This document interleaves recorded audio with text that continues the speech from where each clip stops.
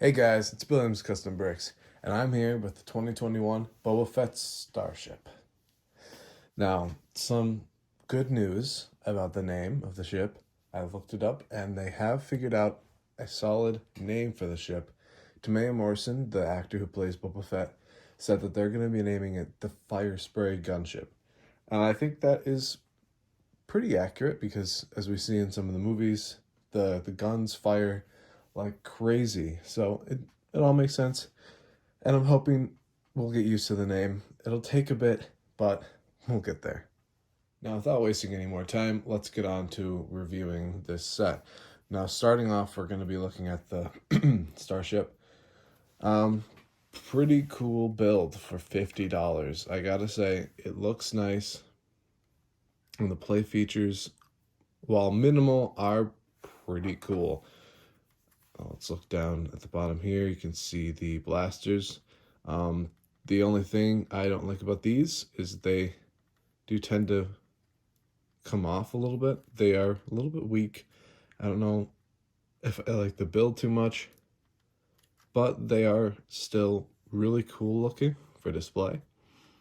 And then going up, I didn't put in the gray pieces for these stud shooters. I didn't think I needed them, but I kept these red studs here to at least have the appearance of that. Now, something very cool is, just like the past Slave One sets, the wings here follow the movement of the ship, which I love. I love to see that in all the Slave One ships. If we look in here, you can see this is where the control panel is here. You can sit Boba Fett either here, on the side here, or on the inside, depending on which way you want the ship to be pointed. And if we flip this around and land the ship, there's a little compartment bay where he had Han Solo in Empire Strikes Back. And we can see this set also comes with another carbonite piece. Now, this one isn't as detailed as the ones that were in the Razor Crest, but it's still pretty cool. And there's a little Gamorrean guard stuck in there, which I think is a really nice touch, seeing as Boba Fett takes over Jabba's palace after The Mandalorian. Now, moving on to this build piece here. This is really neat because it's a little stand piece. This is where you can place the ship if you're putting it on display. You just put this ladder piece in between this green piece and these two round pieces here. And you put the little end right at this niche, and it stands. It's a pretty cool inclusion, especially if you want to display the piece, like I said. Pretty funny thing about this is that you can't sit Boba Fett in here, which is like kind of the implication of why this has a little seat. But I guess it's for either Fennec or someone else, maybe Mando. He also comes in the set. So use it with whoever. It'll work with whoever, just as long as they don't have a jetpack or a backpack. One criticism I do have about the top half of the ship is the cockpit area. The glass here doesn't match with this. And let me just put someone in here to give you an example. It doesn't look too nice. It looks really like scrunched, like they're tightly packed in there. I don't really like how it looks. Another big complaint I have is that they don't really show you how to put a person in like this. I find that a little bit problematic. Not that I'd think I'd ever put Boba Fett in there like that, but it's just the cockpit area is a little bit awkward, and I wish that they did this a little bit better. But overall, it's not that big of a problem. I'll just put him in here sitting this way because that's how he sits in the movies and the show. Moving on to the figures, we have the new painted Boba Fett armor figure and Mando. Now, this is pretty cool because I think this is the first time we get Mando with his Beskar spear, which he gets from the wreckage of the Razor Crest. So, I mean, technically we're getting a new Mando, technically. But again, nothing's different about this Mando. I mean, this is the Beskar Mando, is common in all the newer 2021 sets. This spear has its first appearance here. That's the only real difference. Again, no face.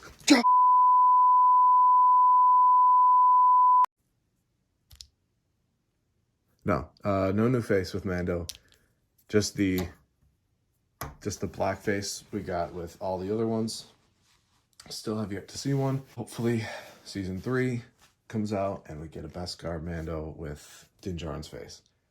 Now let's look at Boba Fett. Boba Fett is probably one of my favorite figures, especially because he's got the arm printing that looks so nice.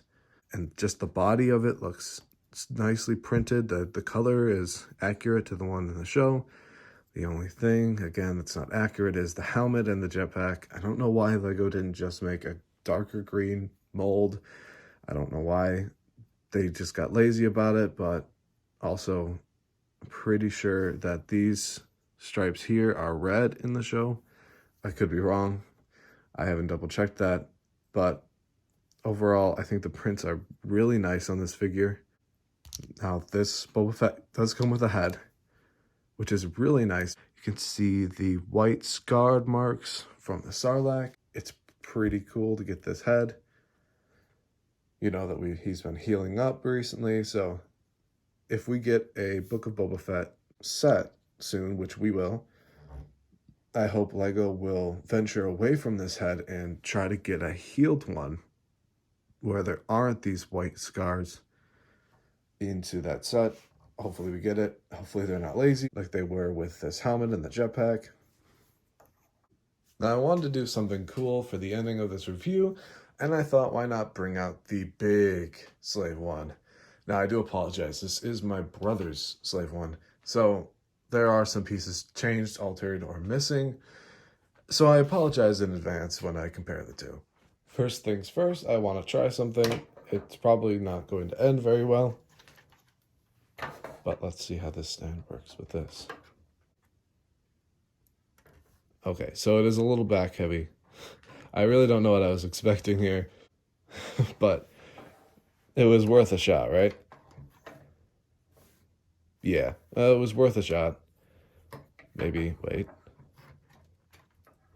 Maybe if I push this cool back lever out. Whoa. Never mind, don't do it, don't do it. That's a bad idea, bad idea, bad idea. Also a feature with this set, which I was scared they weren't going to include, but I'm happy that they did, is the handle in the back. As you can see, this big one has it. It is really nice, really swooshy. It's solid, nothing's coming off, except for maybe this one. This one has a lot of loose parts and missing pieces. This one's is really nice. It's kind of small, so it's not as swooshy. And it does bend every now and then, so it goes up and down. But it's nice that they added it. It is pretty swooshy, even if it's not that big of a handle. And I just was really happy that they included it. I wasn't too worried that they weren't, but you know how LEGO is sometimes. So when looking at these side by side, I gotta give it to LEGO here. They made a really nice set for just $50. It's a really accurate scaled down version of the bigger set, so I gotta recommend this set. It's really nice. It's a really fun build too, so if you ever want a Slave One and you really don't want to spend that much money, this is definitely the way to go. So that just about wraps up my review of Boba Fett's Starship. Great set, and I love the figures and I love the play features, really reminiscent of the big Boba Fett Starship.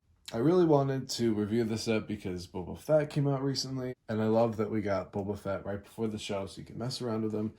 Plus, you got Fennec Shand from Moff Gideon's light cruiser, which is so cool to have. I hope one day to see both of them in a set together. Hopefully, Boba Fett's palace has them included with maybe some new Gamorrean guards. So with that, I hope you enjoyed this video. If you like this video, blast that like button, hit subscribe, and ding that notification bell if you want to be alerted when I post a new video. And I will see you all in the next video.